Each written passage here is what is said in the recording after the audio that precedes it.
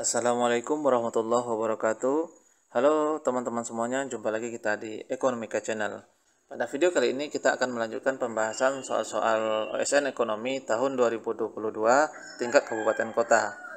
Bagi teman-teman yang baru bergabung dengan channel ini, jangan lupa like, subscribe, dan share video ini. Mudah-mudahan video ini bermanfaat bagi kita semuanya. Namun juga perlu disampaikan jika nanti dalam pembahasan ada miskonsepsi atau mungkin ada perbedaan pendapat dengan teman-teman semuanya, boleh diketik di kolom komentar.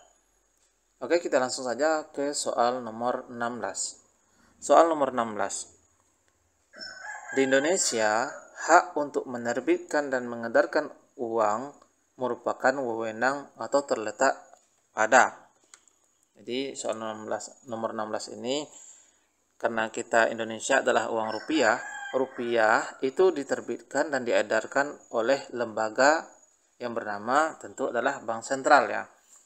Kalau di Indonesia Bank Sentralnya adalah Bank Indonesia. Berarti jawabannya adalah yang B.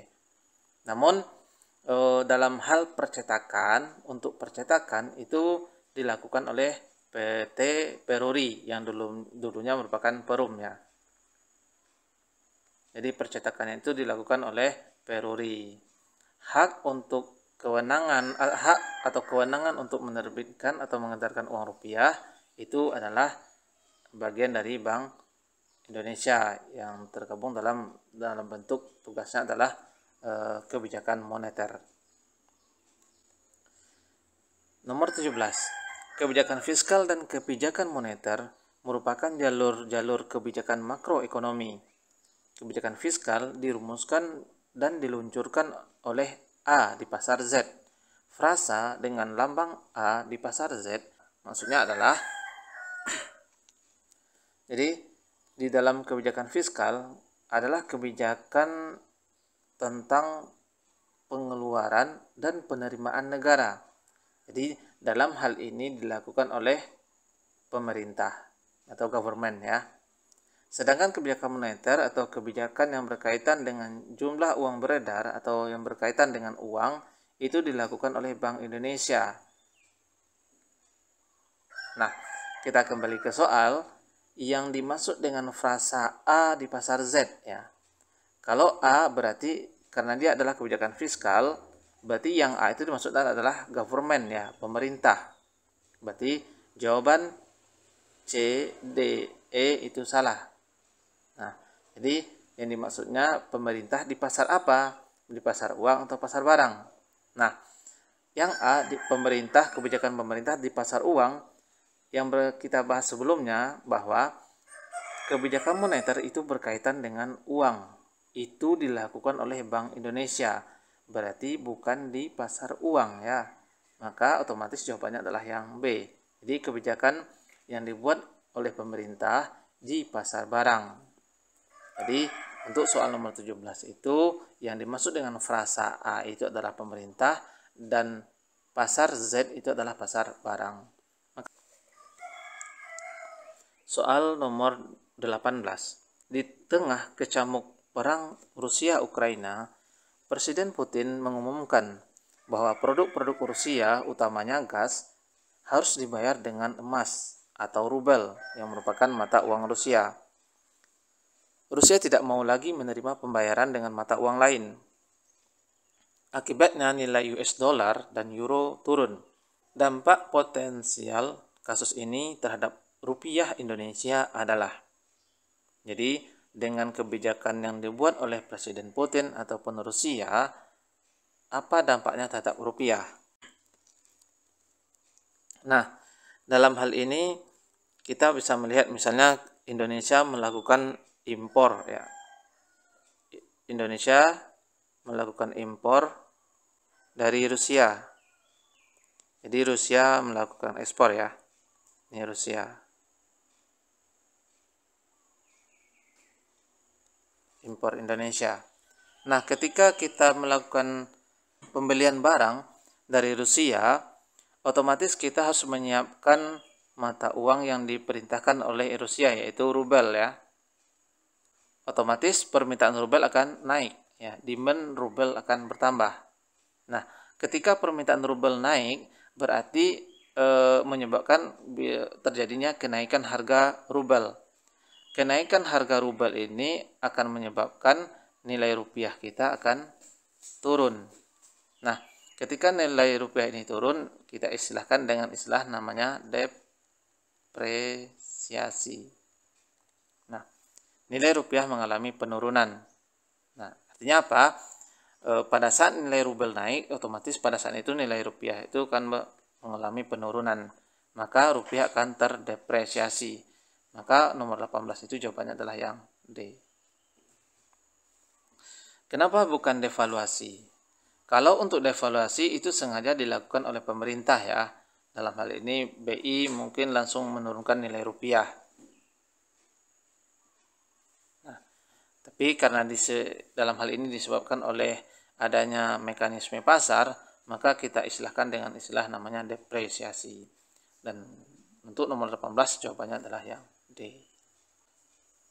Next, soal nomor 19. Di antara besaran-besaran makroekonomi di bawah ini, yang dapat dijadikan dasar perhitungan laju pertumbuhan ekonomi adalah A. Pendapatan per kapita nominal, B. Indeks harga konsumen atau laju inflasi, C. PDB atau produk domestik bruto atas harga berlaku, D. Produk domestik bruto dengan harga konstan tahun tertentu, E. Selisih antara PDB bruto dan PNB bruto. Nah, untuk menghitung laju pertumbuhan ekonomi kita ingat rumusnya bahwa di mana pertumbuhan ekonomi kita istilahkan dengan G ya, di mana G itu adalah GDP T dikurang GDP T kurang 1 per GDP T kurang 1. Jadi GDP T ini adalah pendapatan nasional di tahun ini misalnya ya, dikurang dengan GDP pada harga tahun tertentu dibagi dengan GDP tahun tertentu kali 100%. Nah, GDP atau PDB ya, karena di soal jawabannya adalah PDB, berarti kita artikan ini dalam bahasa Indonesia adalah PDB ya. Kita buatkan di sini adalah PDB. Nah, PDB kita ketahui ada dua macam, ada namanya PDB nominal, ada PDB real. Nah, apa bedanya PDB nominal dengan PDB real? Untuk PDB nominal ini adalah pendapatan nasional yang didasarkan pada harga berlaku. Dan harga berlaku itu dipengaruhi oleh unsur inflasi. Jadi, pendapatan nasional nominal itu adalah pendapatan nasional yang dipengaruhi oleh unsur inflasi. Sedangkan PDB real ini didasarkan pada harga konstan. Nah, harga konstan ini adalah harga tahun tertentu ya, atau harga tahun dasar yang dimaksudkan di sini adalah tanpa inflasi. Tanpa inflasi.